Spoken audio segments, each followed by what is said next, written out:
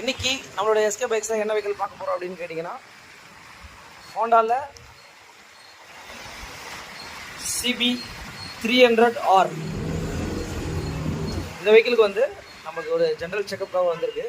Chain loop வந்து பார்த்தீங்கன்னா எது சார் அடிக்கலாம், chain cleaner and chain loop எது பண்ணால் நல்லாயிருக்கும் அப்படின்ற மாதிரி கேட்டார். மோட்டோவில் ஒரு கிட்டு இருக்குது, இங்கே பார்த்தீங்கன்னா தெரியும் உங்களுக்கு. இதுதான் வந்து பார்த்தீங்கன்னா அந்த கிட்டு செயின் மெயின்டெனன்ஸ் கிட்டுன்னு சொல்லுவாங்க. இதில் வந்து ஒரு பேக்கேஜாகவே வந்துடும். C1 chain cleaner, C2 chain loop. இதில் வந்து பார்த்தீங்கன்னா எம்ஆர்பியும் பார்த்துருங்க, 480 ரூபா வருது உங்களுக்கு. இதுதான் வந்து பார்த்தீங்கன்னா அந்த கிட்டு. எவ்வளோ எம்எல்ன்றதை போட்டிருக்காங்க, 150 ml 150 ml வந்திருக்கும். இதை வந்து இந்த செயின் லூப்பு அண்ட் க்ளீன் இதை நம்ம எப்படி யூஸ் பண்ணுறதுன்ற வீடியோவில் பார்த்தலாம். கிட்டில் வந்து பார்த்தீங்கன்னா ஆக்சுவலி வந்து இப்படி தான் இருக்கும் உங்களுக்கு. இப்போ ஃபர்ஸ்ட் ஆஃப் ஆல் நம்ம எது யூஸ் பண்ண போகிறோம்னு பார்த்தீங்கன்னா, செயின் வந்து செயின் கிளீனருங்க, C1. இங்கே பாருங்கள், இந்த C1 வந்து செயின் கிளீனர்னு சொல்லிட்டு வரும். இங்கே பாருங்கள், இதை வந்து ஃபஸ்ட்டு நம்ம என்ன பண்ணால் இந்த மாதிரி ஷேக் பண்ணிக்கணும். ஏன்னா பாட்டிலில் உங்களுக்கு அப்படியே இருக்கும். இந்த மாதிரி ஷேக் பண்ணிவிட்டு தலைக்கீழே வச்சுட்டு அதே மாதிரி இங்கே வாங்க.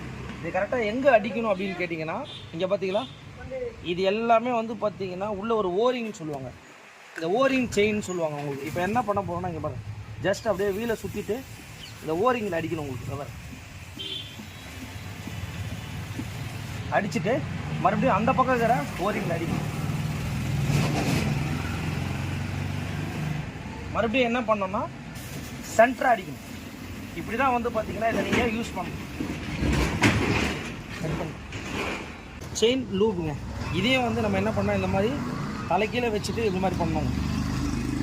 அப்போ தான் வந்து அந்த கேஸ் எல்லாமே வந்து உங்களுக்கு கிளியராக இருக்கும். இப்போ இதை என்ன பண்ண போகிறோம்னா, சேம் அந்த செயின் கிளீனர் அடிச்சுட்டு அதுக்கப்புறம் அந்த லூப் அடிக்கணும். அதே மாதிரி சேம் 2 பக்கம் அடிக்கணும்.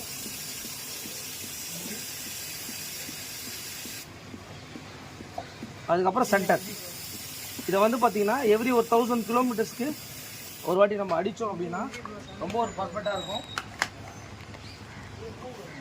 வெஹிக்கிளை வந்து செயின்லாம் வாஷ் பண்ணிட்டு செயின் லூப் பண்ணிட்டு கொஞ்சம் லாங் டிரைவு, அதனால் வந்து பார்த்திங்கன்னா பேசிக்காக இந்த மாதிரி செயின்லாம் வாஷ் பண்ணிவிட்டு அதுக்கப்புறம் நம்மளுடைய பாலிஷிங் எல்லாம் பண்ணி அவருக்கு நீட்டாக கொடுத்துருக்கோம். Okay, thanks to all.